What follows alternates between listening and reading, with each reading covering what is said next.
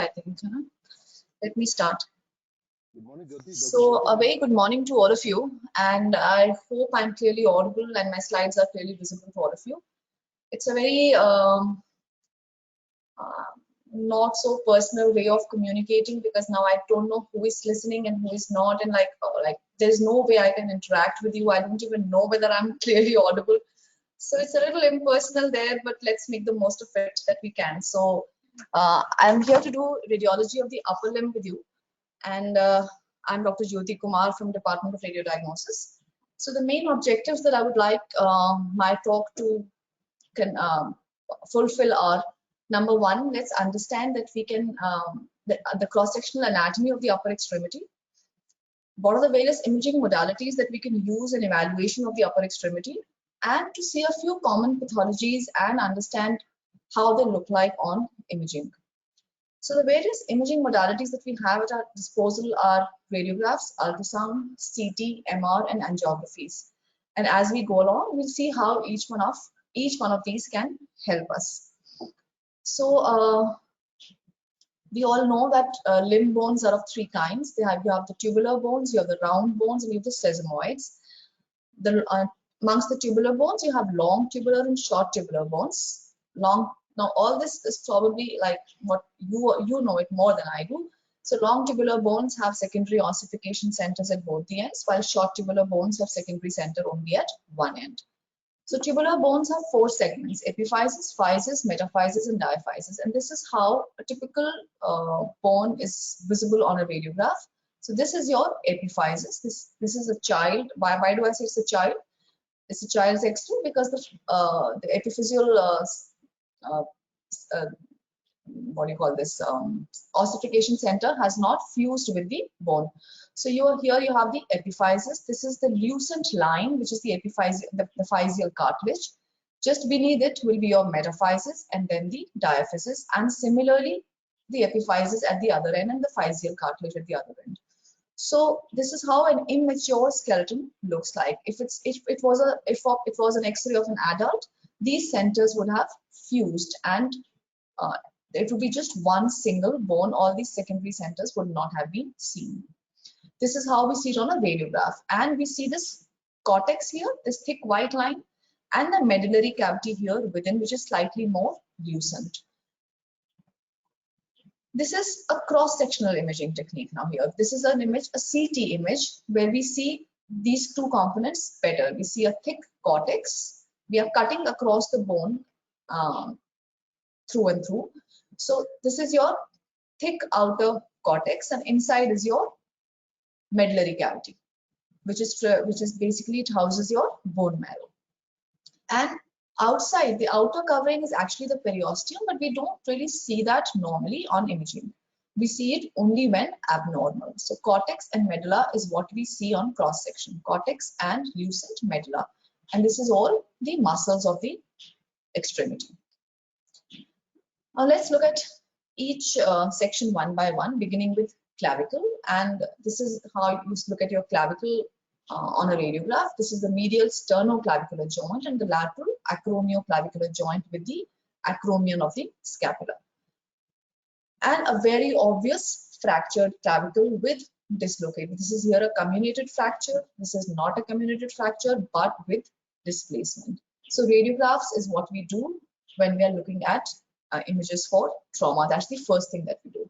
In fact, in musculoskeletal imaging, radiographs remain the initial modality of choice, even when we are looking at any other pathology, be it tumor, be it infection, be it inflammation, be it metabolic diseases involving the bones. So all that, the first modality that you have to do for any patient when you are suspecting a musculoskeletal pathology is a radiograph. Whatever advancements we may have gone with, CTs, MRs, PETs and angios, X-ray is our first imaging choice, because if we interpret our CTs and MRs without a radiograph, there's a whole big chance that we may be absolutely wrong with our diagnosis.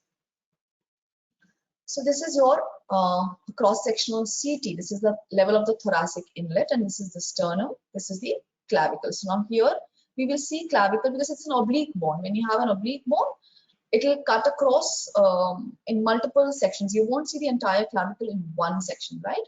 So this is the medial end of the clavicle and the sternum here forming the sternoclavicular joint.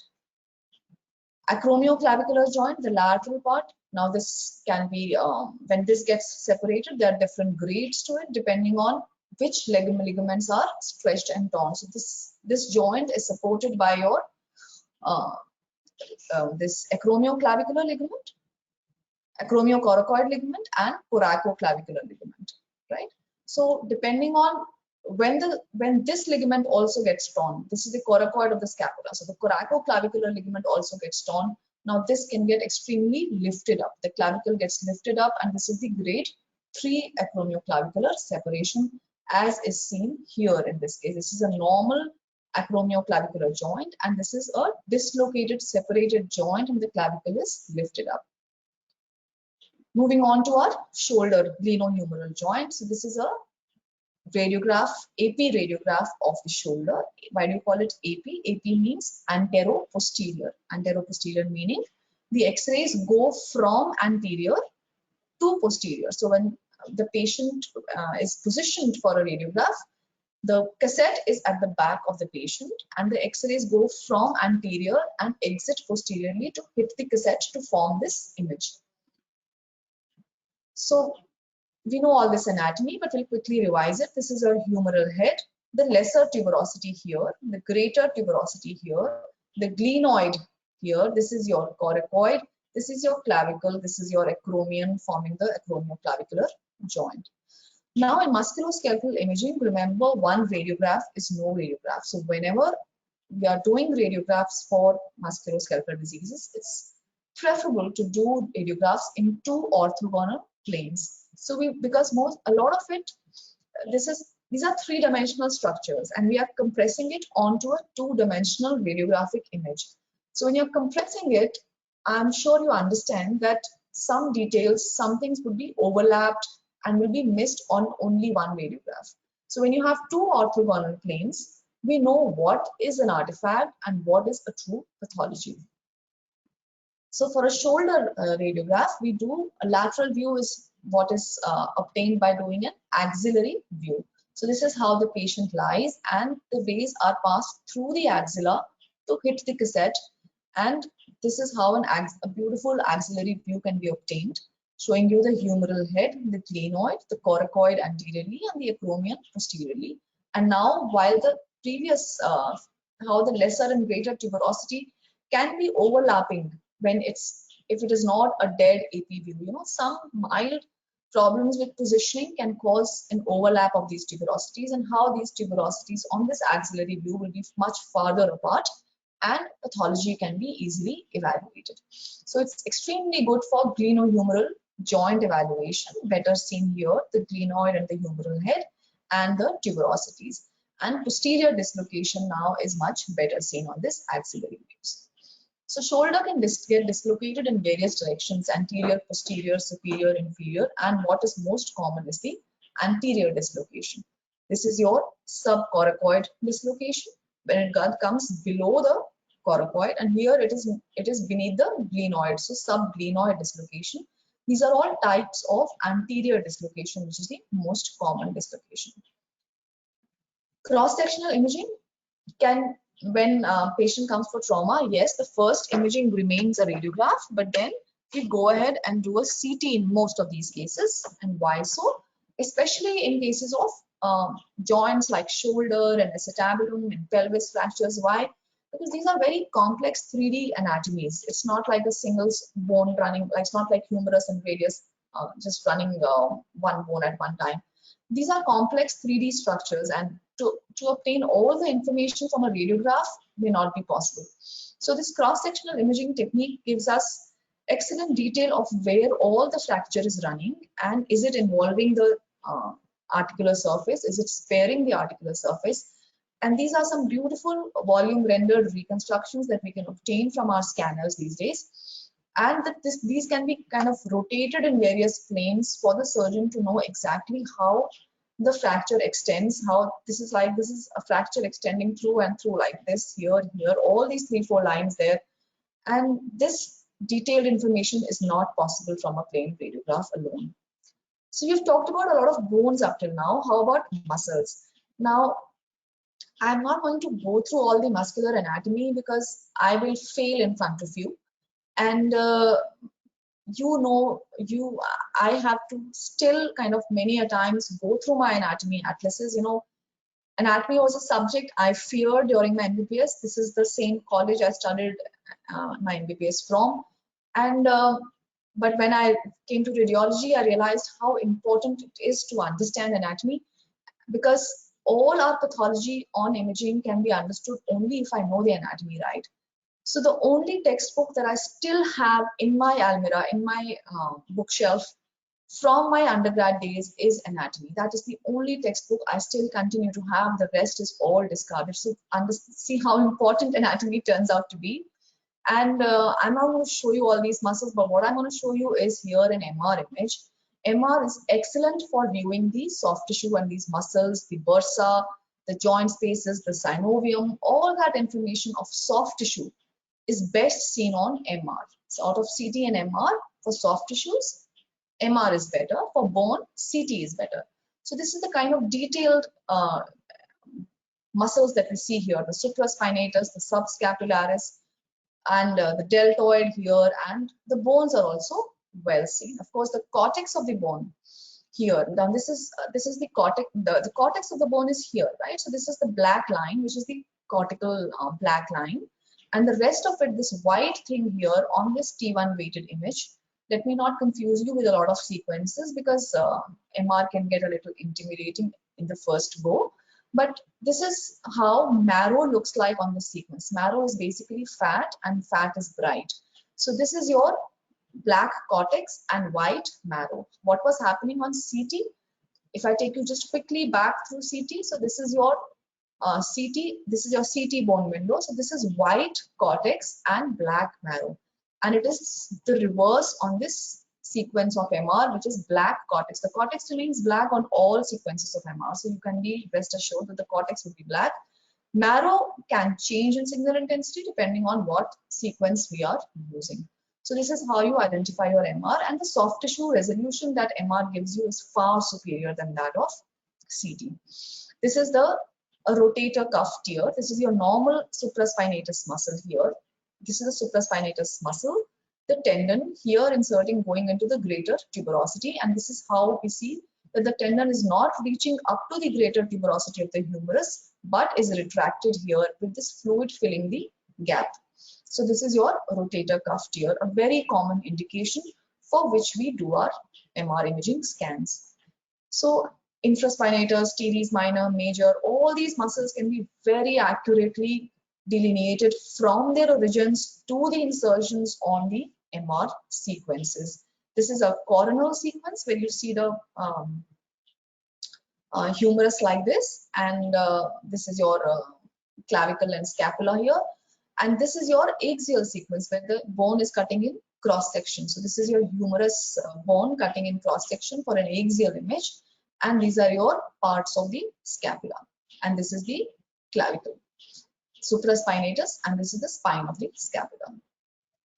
So again, look at it. These I have brought these MR images only to emphasize the fact that we can see the normal musculature beautifully, and when we understand the normal, only then do we understand the abnormal.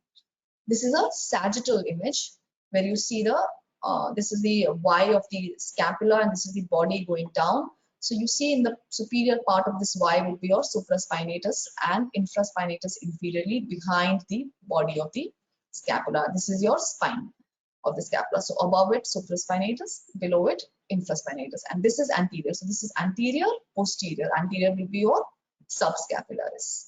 Sagittal views again. And what in addition to can we do for joints is an arthrogram study. We can do it on CT, we can do it on MR, where we instill contrast into the joint. So the joint pathologies can sometimes be very very subtle to actually look on, even if we do an MR. And this arthrographic study where we inject contrast directly into the joint and then follow it up with a CT or an MR as per the need. So we can visualize this joint space so much better after instilling contrast. Any abnormalities can then be well seen. That was a CT arthrogram. This is the white cortex, the black medulla, and this is an MR arthrogram study. And you can see how we see the labrums, and also all those labral defects, tears can be very well evaluated on the arthrographic studies. How do we see the vessels?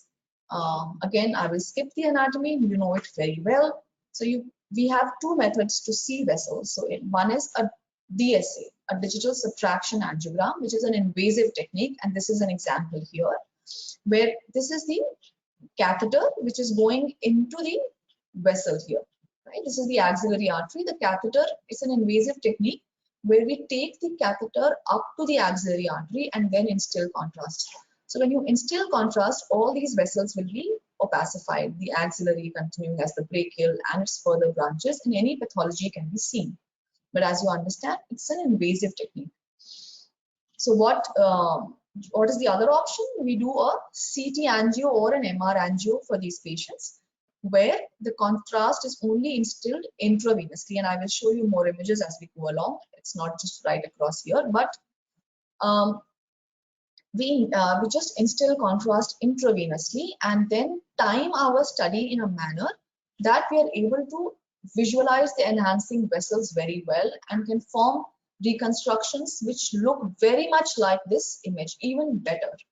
So that's how CT and MR have actually replaced digital subtraction angiograms, which was an invasive technique.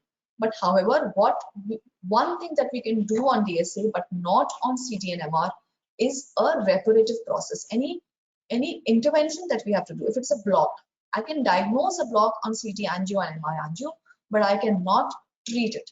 The treatment has to be done on a DSA. So that is where DSA still scores, obviously. So moving on to arms and arm, elbow and forearm. Again, this is the humerus, the elbow joint. We can see the capitulum, the trochlea, the olecranon process, the coronoid process. Now you see how we cannot really see the coronoid process. I have marked it for you here, but that's just an imaginary thing because I know it exists here. So on an AP view, things overlap. Just one view is not sufficient. And this is the radial head. This is how I can see it so much better on lateral radiograph. So olecranon process and the coronoid process, very well seen on the lateral radiograph. So one view, remember, is no view in case of musculoskeletal imaging. Another role that radiologists play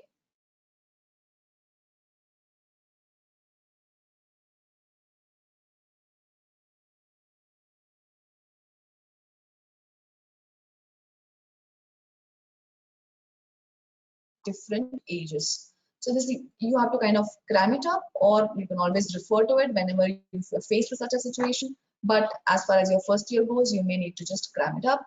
So 1, 5, 7, 10, 11, that's how they typically appear.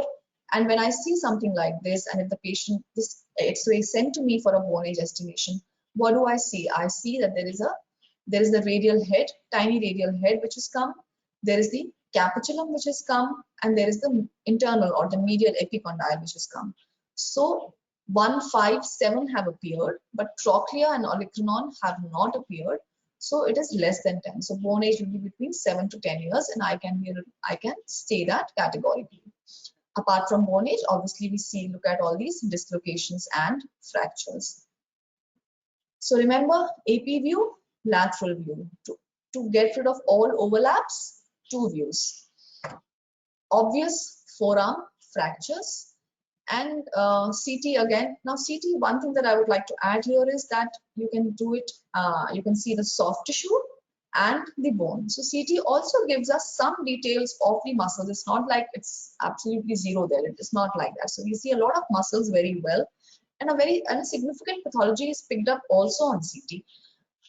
On this soft tissue window, that's just the click of a button.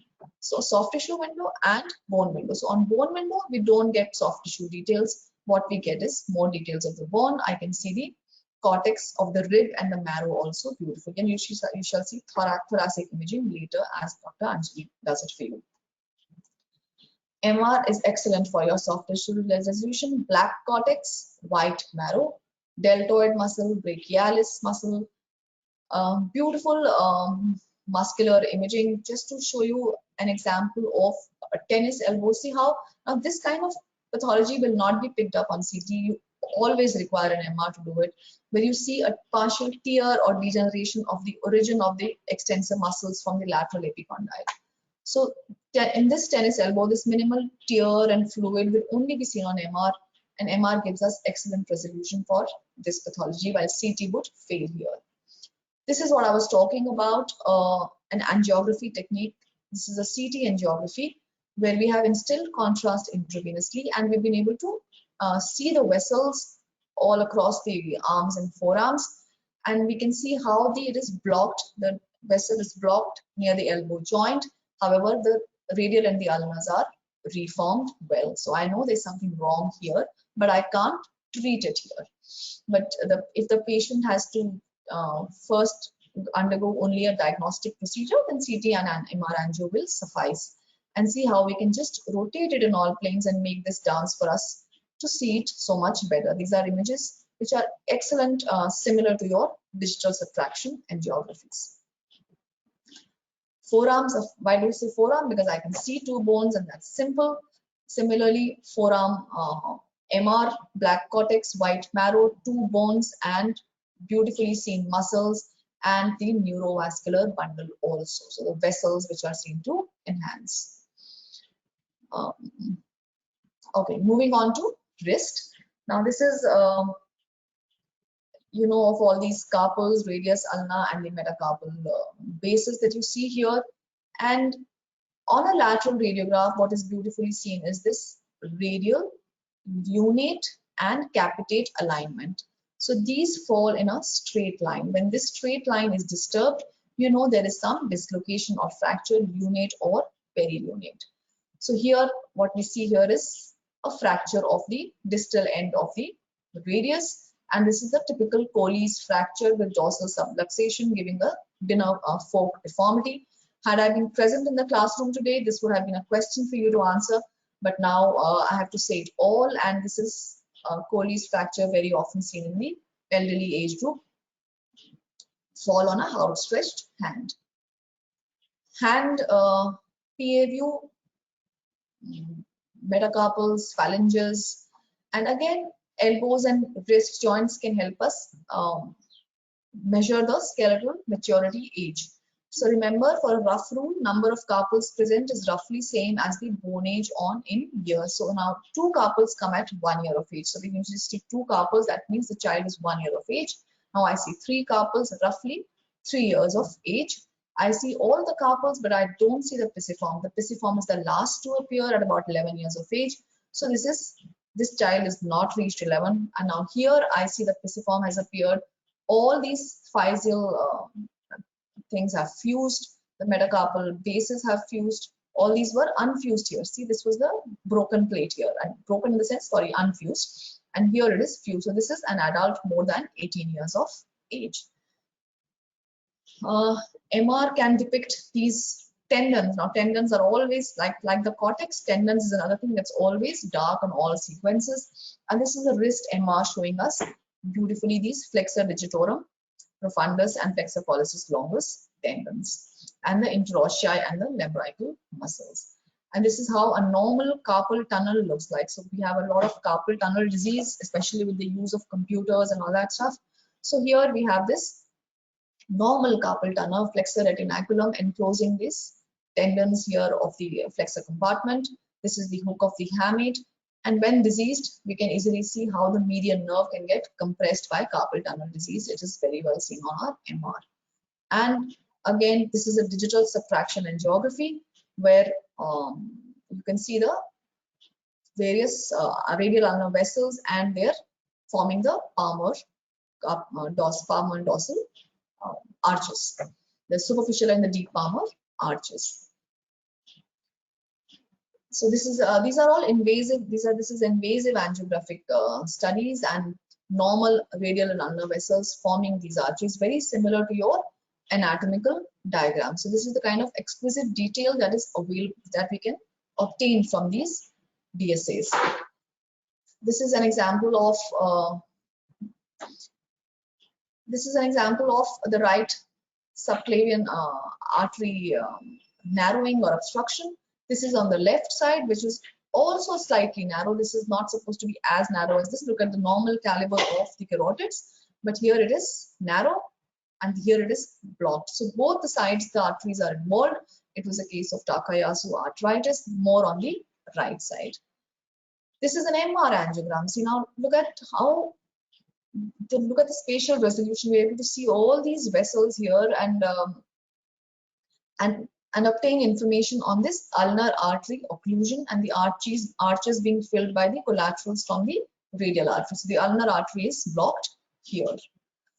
So the whole idea of the talk was to not teach you anatomy back, because that is what you can do for me. But the whole idea was to familiarize you with the various imaging techniques that I have, or that we have for you, and how they can be used to make these diagnoses. How knowledge of anatomy is so important to understand the pathology. As I told you, the only book that I still have is anatomy. So I have to keep referring it back, referring it to it almost on a weekly basis to see what is the normal anatomy here and then understand the pathology there. So with that, I thank you so much for your kind attention.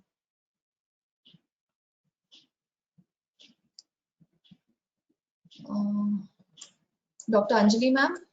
Yes, yeah, Jyoti. Okay, ma'am, let me just kind of unshare. I have to kind of, Okay. I will, yeah, I'll just unshare my screen and. Okay, now let me see if I can share my screen now. Yeah. Okay.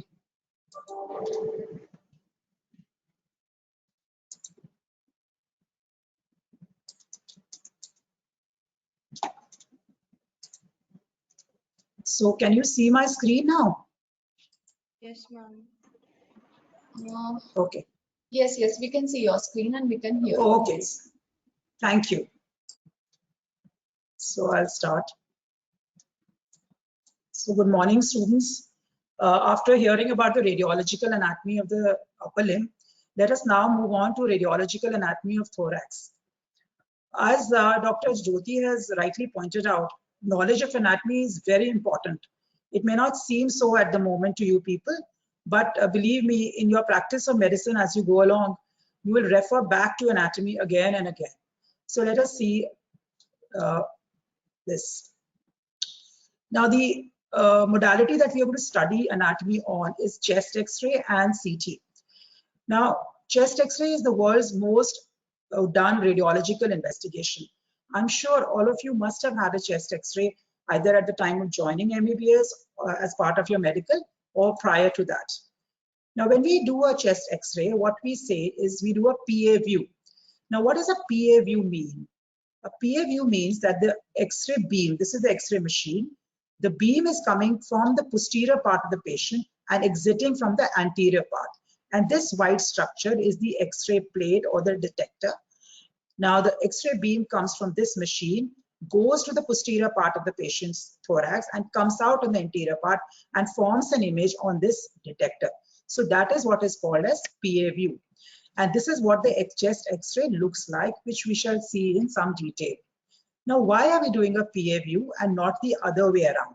Why is the chest X-rays not entering from AP or the anterior part and exiting from the posterior? It is because in this view, the heart is closest to the detector and hence the chances of cardiac magnification are least. And on the X-ray, you'll be able to say whether there is cardiomegaly or not. So that is why the X-ray that to be ordered is a postero-anterior view, unless, and I shall tell you why. This is a lateral view. Now you can imagine the patient is standing on his side. The X-ray is coming from the X-ray machine and it's exiting out here. And this is now what a lateral view, as if you're looking at the patient from this side. This is what a lateral view looks like. And this is a PA, as I said. This is an AP view where the X-ray beam is coming and hitting the patient on its anterior aspect of the chest and exiting out from the posterior aspect. Now, when is AP done? AP is done in patients who are sick, who cannot stand for a PA view, or small children. So this is the, otherwise in all patients who are able to stand and are not so sick, you do a PA view. So there are differences between AP and PA view, which are really not in your course, but just to understand this, now this is a PA view and this is an AP view. Now in a PA view, the scapula are out of the chest. You cannot see the scapula over the chest. Now here you can see the scapula, which is overlapping the chest. This black thing here is the fundic air bubble or the gastric air bubble. And on an AP view, when the patient is supine, there is no level that is formed. Just to digress from the chest X-ray, you just understand that this black thing here is the air in the lungs. So black is how the air in the lungs looks. This gray is the soft tissue. This gray is all the soft tissue of the chest wall. This is the breast shadow. The white structure here is the bone. Now, why these are differences? Because every structure in the human body stops the X-ray to a certain extent, and what is that extent depends on what it is made up of. So air allows the X-rays to go completely, and that is why it appears black. The bone stops the X-ray for quite some time, and that's why it appears white. We are not going to the physics of this at the moment. Now this helps you because if there is a, you know that air in the lungs is black. If anything becomes white here where it should be black, means that there is pathology. So if you have consolidation, if you have infection, like you have this coronavirus or anything, you can see that the air in the lung will get replaced by white soft tissue structure, which is fluid within the lungs. This is an AP view, as you can see. So there are no fundic air bubble, and you look the cardiac, this is the cardiac shadow, the heart, which is between the two lungs here, and this appears slightly magnified on a AP view. So these are some differences. Suffice it for you to know that a PA is done in all patients except the sick, elderly, and infirm children who cannot stand for a chest X-ray. Now, when you see a normal chest X-ray, there are a few things that you have to see. First, always, whenever you see a radiological investigation, see the requisition form. Ensure that the X-ray or the investigation that you are seeing is the same as that of the patient. Then you have to see various structures, things like technical factors, trachea, the heart and the mediastinum, the lung, the hilar structure, the costophrenic angle, diaphragm, soft tissue, and bones, and we shall see each in a bit. Now, when you take a chest X-ray, you ask the patient to take a full inspiration. Now, why do you want to take a patient in full inspiration? Because if you, the patient, like in this patient, they are both patients who are in the ICU. This is a pacemaker and a pacemaker lead. In this patient, the patient has not taken a full breath. So what is happening? You feel that there is air has been replaced by something here. This is just the vascular shadow.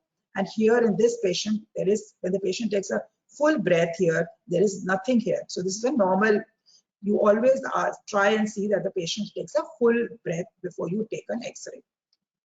Again, if the patient, if there is under-penetrated film, this is what we call under-penetrated. That means enough X-rays have not been passed.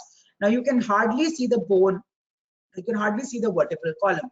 On the other hand, here too many X-rays have gone and you can hardly see the lung markings here.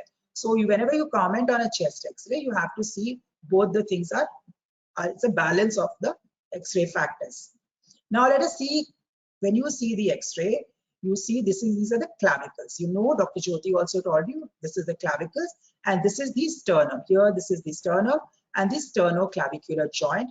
These are the spinous processes. You can see these are the spinous processes. So the medial end of the clavicle must be absolutely equidistant from the center of the spine here on an X-ray. If it is not, like in this patient, then you may misinterpret a pathology. So this is what is meant by rotation. Now when you start seeing this air column, now I told you air looks black. So something in the center with air is nothing but the trachea. So this is the tracheal outline. This is the right main bronchus and this is the left main bronchus, approximately 12 centimeter. It deviates slightly around the aortic knuckle. This is the aortic knuckle. And this angle that is formed here is the carinal angle. As you know, the carinal angle is normally 60 to 75 degree. And if it is up more than 100 or more than 75, it implies that there is something here may be a node, maybe left atrial enlargement, which increases the carinal angle. So trachea and the bifurcation into the main bronchi. Then how do you measure cardiac size on an X-ray? Now this structure, which is seen here between the two lungs, is, as you know, the heart. So you measure the diameter, internal diameter of the chest from one chest wall to another, and you drop a perpendicular along the spinous processes. Then the widest diameter on both sides, you measure it, add it, and this should be equal or less than 50% of the total thoracic diameter. So in an adult patient, if it is more than 50%, that means that there is cardiomegaly. In children, this ratio is taken till 60% of the internal thoracic diameter. So this is how you can measure it. That, as I said, this is an AP film. You measure the thoracic diameter, the widest on one side, widest on the other, from the perpendicular, add the two, should be less than 50% of the C. Then you have the heart comprises, as you know, of various chambers, and they form a particular part of the cardiac contour. So on the left side, just a little bit of it is formed by the left atrium, and a lot of it, the left cardiac border is formed by the left ventricle. The right cardiac border on the lower part is formed by the right atrium. If there is no this thing formed by the right ventricle at all on the PA view. On the lateral view, you have the left atrium, the right ventricle, and the left ventricle here forming the cardiac outline. Again, if you know the chambers, where are the chambers, you will be able to know where are the different valves placed. Now you see this is the pulmonary valve here. This was the location of the left atrium and the left ventricle. So this is the location of the mitral valve. This was the right atrium. This is the location of the tricuspid valve. And this is the location, this is how the aortic valve goes like this. So you can mark out the various locations of the valves on a chest X-ray like this. Then this is an often asked question in the exam, mark out the boundaries of the heart. So this is the location of the innominate vein, the superior vena cava, the ascending aorta, the right atrium, and this is the diaphragm on the left side. On the right side, on the left side again, a faint shadow of the left innominate vein. This knob-like structure is the aortic arch, the pulmonary artery, the left ventricle, and the diaphragm here. Now, hyla, as you know, are structures from where the vessels enter and leave the lung. So on an X-ray, the hyla is like a V-shaped structure there. You can see this is a V-shaped structure, and it is basically caused by the pulmonary artery. The shadow is basically because of the pulmonary artery and a little bit from pulmonary veins and the lymph nodes. So if the hilum is enlarged, like in this case, you know that the hilum is abnormal. There is a hilar lymph node. Then if the right hilum is higher than the left hilum, or like in this case, the hilum is being pulled up. And you can see that there is some white shadow here where it should be the lung. So this was a consolidation with a pulled up right hilum. So this is the reason why you need to know the hilum as well. Now we come to the mediastinum. Now mediastinum is a space between the two lungs. The mediastinal divisions along, as far as radiology is concerned, are different from what you learn in anatomy. So you, for your exam purposes, have to know the anatomy of the mediastinum or divisions as has been taught to you in class. But for radiology, this is how we divide the mediastinum. The heart in radiology belongs to the anterior mediastinum like this, and the middle mediastinum is a location between the 1 centimeter behind, these are the vertebral bodies, and the anterior part of the vertebral bodies, 1 centimeter behind. So this space is the middle mediastinum, and anything beyond that is the posterior mediastinum. Now, why has it been divided like that for us? This is the superior mediastinum, as you know from your radiology, from your anatomical knowledge. Now, we have divided the mediastinum into this because, according to us, there are certain structures. For example, the anterior mediastinum comprises of thymus, the lymph nodes, and similarly, the middle mediastinum are trachea, bronchi, and posterior are the vertebral bodies, descending thoracic aorta. So once you localize the pathology to a particular part of the mediastinum, you'll be able to say what is the pathology. For example, in the anterior mediastinum, these are the main things that can cause the retrosternal goiter, teratoma, thymus, or lymph node. The posteriorly, because the sympathetic and parasympathetic chains are running along the vertebral bodies, you get the neurogenic tumors.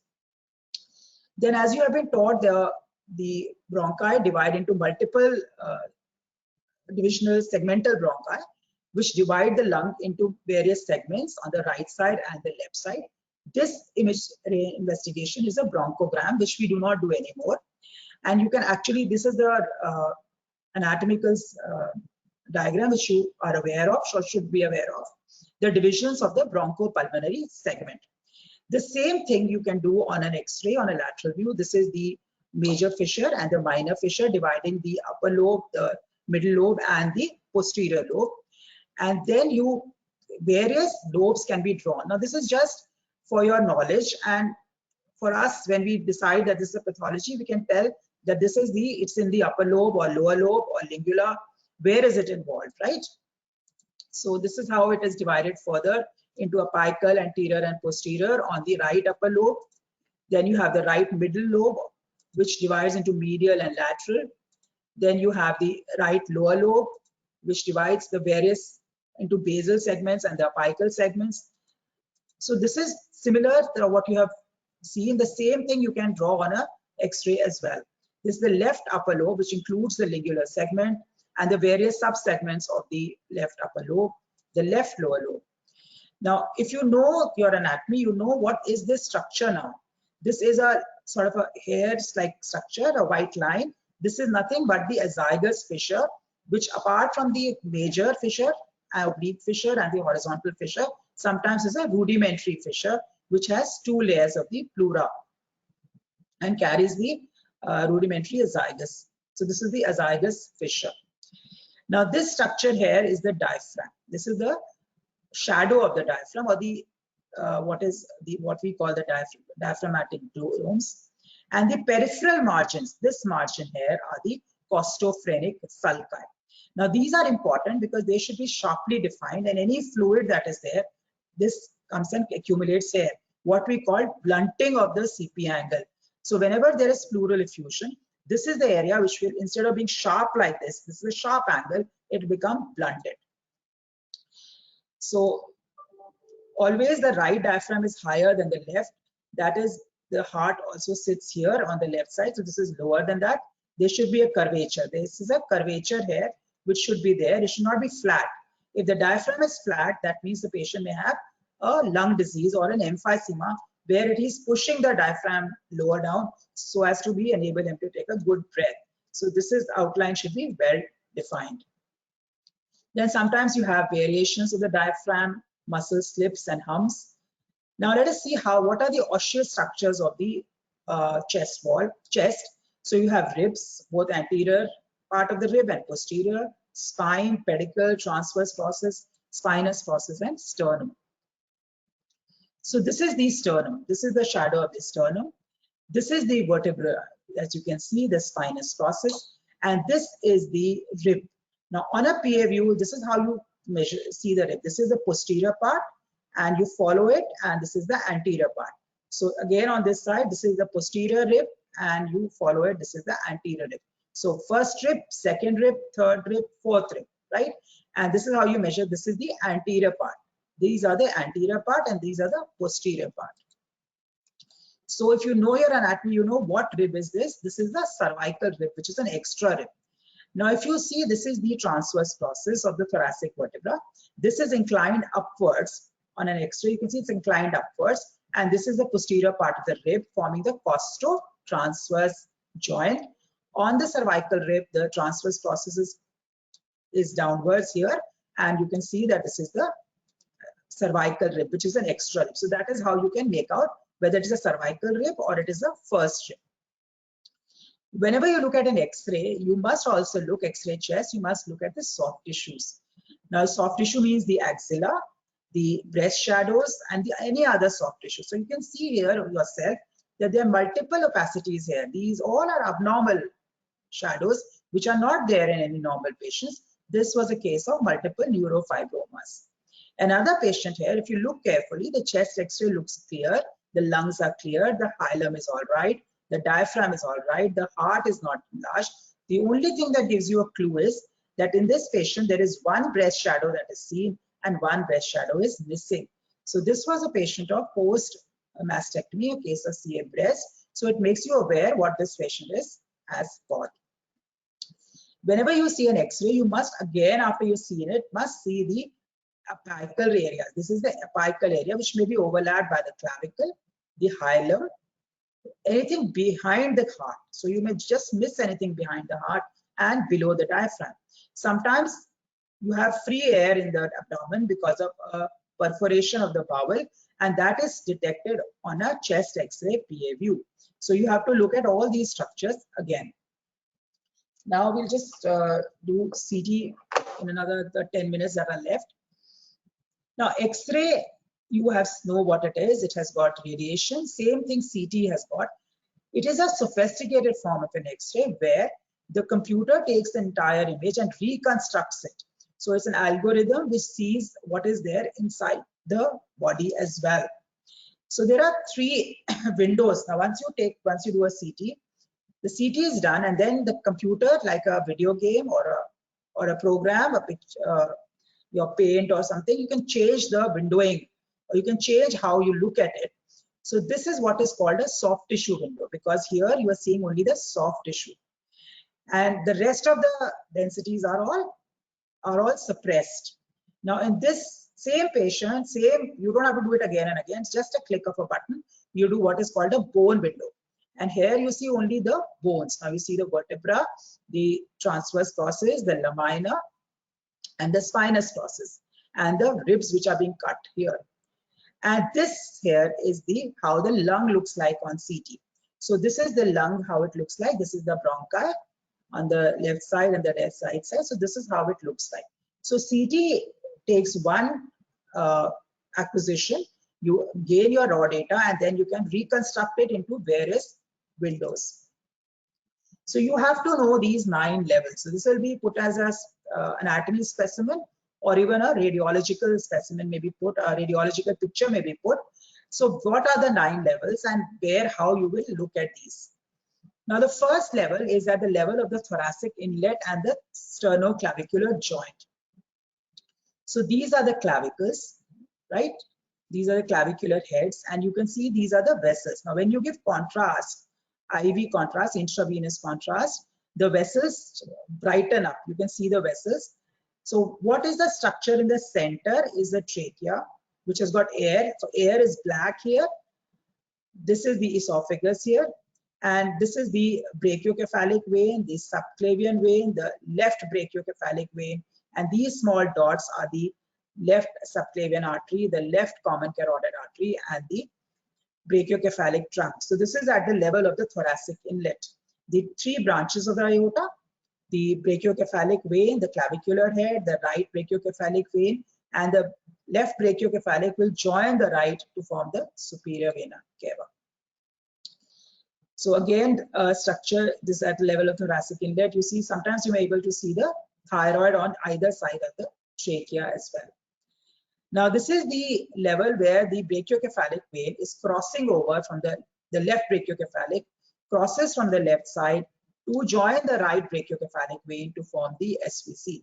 So from the right side, this is the right brachiocephalic vein, the left brachiocephalic vein, and this is the manubrium sterni, and these 3 branches are the branches of the aorta, the main 3 branches, the brachiocephalic trunk, the left common carotid, and the left subclavian artery. This is the trachea, and this is the esophagus.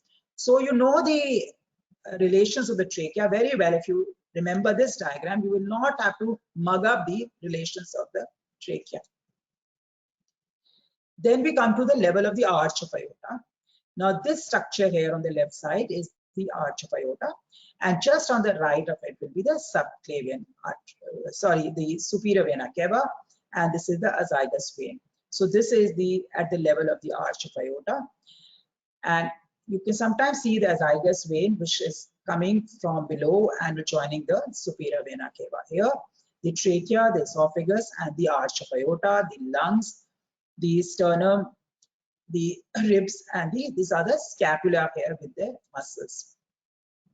Now, at the level of the aortopulmonary window, now you have the ascending aorta and descending aorta, the superior vena cava, and you have the bifurcation of the trachea into right main bronchus and the left main bronchus, and you just start to see the pulmonary trunk. This is the left pulmonary artery. So this is the level of the aorta pulmonary window, and you have from the right side the superior vena cava, the ascending aorta, and the pulmonary artery. So left pulmonary artery, and this is called the retroaortic pericardial recess, and you have the branching of the eye. Now this is at the level of the main and the right pulmonary artery. So this is a section which you must remember: the superior vena cava, the ascending aorta, the main pulmonary artery dividing into right pulmonary artery and the left pulmonary artery, and this is the descending aorta. This now is the bronchus intermedius here. Now this is the level of the left atrium. So you have left atrium as the most posterior chamber of the heart. Anything that is entering the left atrium is the pulmonary veins. This is the right outflow tract here, and this is the descending aorta, the right atrium here, and we should be having the right ventricle. So you have this is the level of the left atrium. Now if you look here, what is just posterior to the left atrium is the esophagus. So this is the esophagus. So you know the relations of the esophagus. Anteriorly would be at this level would be the left atrium, and posterolaterally or the left side would be the descending aorta. Now just below that, now you have the four-chamber view of the heart. You have the right ventricle, the interventricular septum, the left ventricle, the right atrium.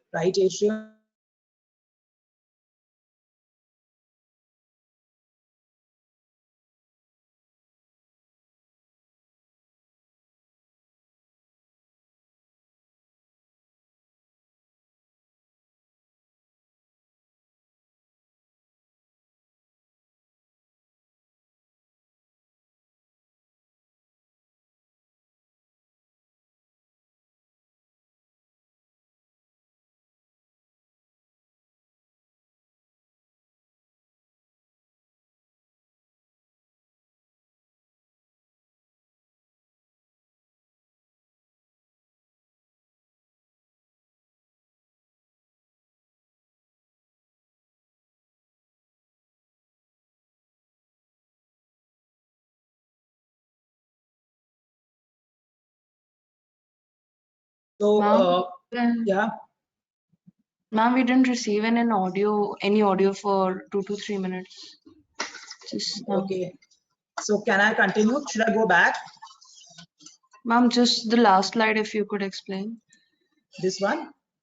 Yes, ma'am. Okay, I'll just explain this side because the connection is a little patchy. Yes, ma'am. Thank you, ma'am. So there are various mediastinal spaces that have been described. You don't have to go into detail. Remember that these spaces are better appreciated on a cross-sectional imaging, which is what a CT or an MR is. So you can have a paratracheal. This is a trachea. So on the side of it is the paratracheal space.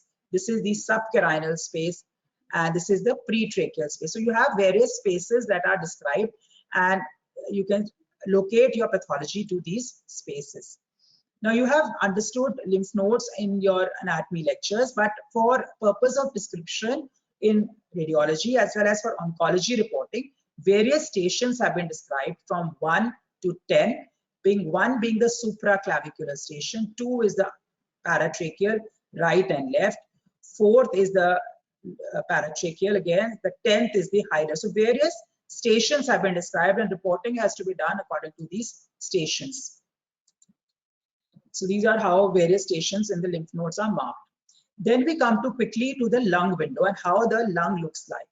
So this on CT is how the lung looks like, and various segments here, you know, like I showed you on chest X-ray. Similarly on CT, you can mark out where each bronchopulmonary segment is.